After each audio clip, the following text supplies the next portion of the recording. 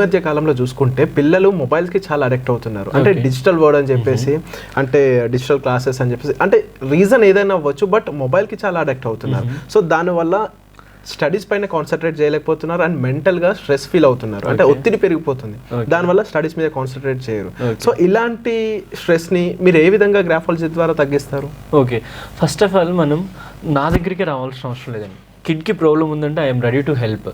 Okay, మీరు ఇంటి దగ్గర ఉండి కూడా ఏదైనా తన నోట్ బుక్స్ కానీ తన హోంవర్క్ చేసిన బుక్స్ కానీ ఆ పేపర్ ఏదైతే ఉంటుందో ఆ పేపర్ కిందలా చేయబెట్టి చూడండి.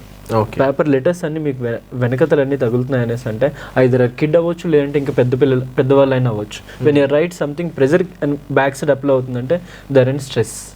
ఓకే, నొక్కిబెట్టి అంటే ఒత్తి రాస్తున్నారు అనేసి అంటే మనకి వెనకతలు ఇలా చూస్తున్నట్టయితే ఇలా సర్టన్ ప్రెజర్ అప్లై అవుతుంది.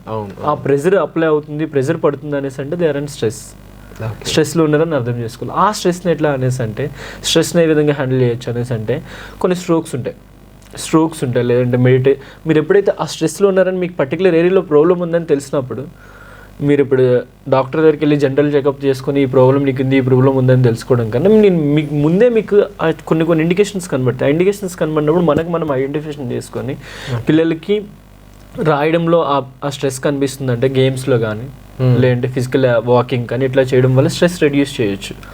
లేదు నా హెల్ప్ కావాలనుకుంటే ఫర్దర్గా మీరు నన్ను అప్రోచ్ అవ్వడం వాటెవర్ వాళ్ళు ఏదైనా చేయొచ్చు. ఆ స్ట్రెస్ ఎప్పుడైతే ఉందో ఆ స్ట్రెస్ వల్ల ఏమవుతుందంటే వీళ్ళు స్టడీస్ పైన ప్రాపర్గా కాన్సన్ట్రేషన్ చేయలేదు.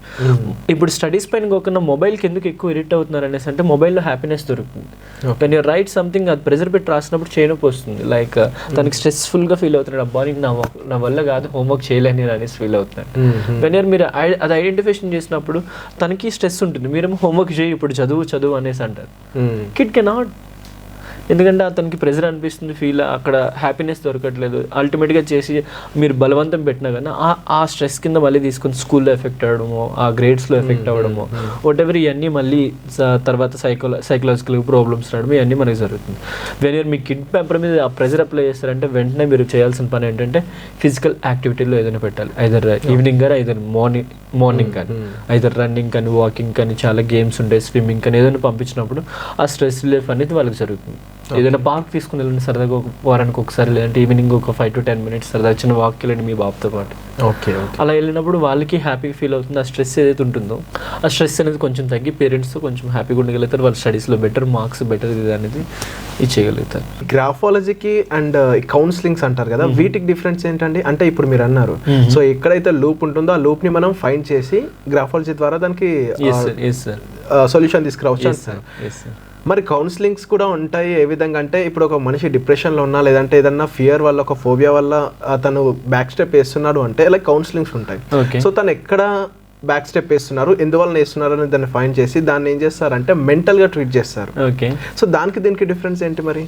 ఇప్పుడు ఎట్లా అనేసి అంటే మీరు చిన్నప్పుడు మీకు జ్వరం వచ్చింది అనుకుందాం, నన్ను హాస్పిటల్కి వెళ్దాం అనేసి అనగానే మీరు ఏమంటారు, అయ్యో డాక్టర్ ఇంజెక్షన్ చేస్తారు వద్దు అనేసి అంటారు. మనం ఐస్ క్రీమ్ షాప్కి వెళ్దాం, ఐస్ క్రీమ్ తిందాం అని చెప్తారు. They are coming to interested or not. ఈజీగా వస్తాడు, ఆయనకి జ్వరం ఉందన్న విషయం మర్చిపోతాడు first of all.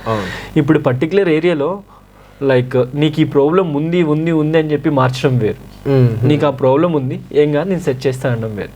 When you're counselling తీసుకున్నప్పుడు ఏంటంటే నాకు ఈ ప్రాబ్లం ఉందని సైకలాజికల్గా వెళ్తున్నాడు, అది కొంచెం టైం పడుతుంది. మనం ఏం చేస్తున్నాం అంటే ఆ ప్రాబ్లం ఏంటో ఐడెంటిఫికేషన్ చేసి అతనికి తెలియకుండా ఇంటర్నల్గా అది మనం చేస్తున్నాం. ఎక్స్టర్నల్గా అది ఎంతవరకు మీరు ఇలా విని ఎలా వదిలేసే వాళ్ళు ఎంతమంది ఉన్నారు? మీరు కౌన్సిలింగ్ తీసుకున్నప్పుడు అది 3 months పట్టొచ్చు, 6 months పట్టొచ్చు. మనం ఏంటంటే 20 to 30 days అది సెట్ చేసి ఒక హ్యాపీ లైఫ్ ఇచ్చి ఆయనకి బయట పంపిస్తున్నాం.